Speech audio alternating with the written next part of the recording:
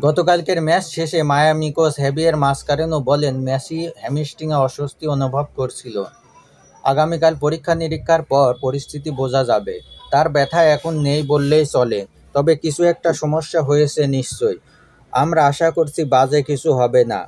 কিন্তু আজ পরীক্ষা-নিরীক্ষার পর জানা গেল, মেসি চোটের কারণে শুধু লিগ কাপ নয়, আগস্টে এমএসএল-এর আরও বেশ কয়েকটি গুরুত্বপূর্ণ ম্যাচও মিস করবেন।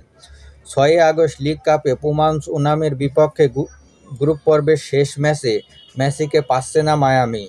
এরপর চলতি আগস্টে এমএসএল-এর আরও বেশ কয়েকটি ম্যাচ রয়েছে ইন্টার মায়ামির, সেখানেও মেসিকে পাচ্ছে না তারা।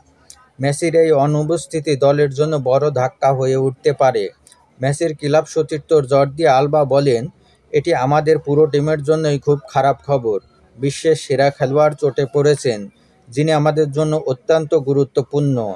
আশা করছি তার চোট খুব বেশি গুরুতর নয়। আমাদের তাকে প্রয়োজন, সে শীঘ্রই মাঠে ফিরবেন।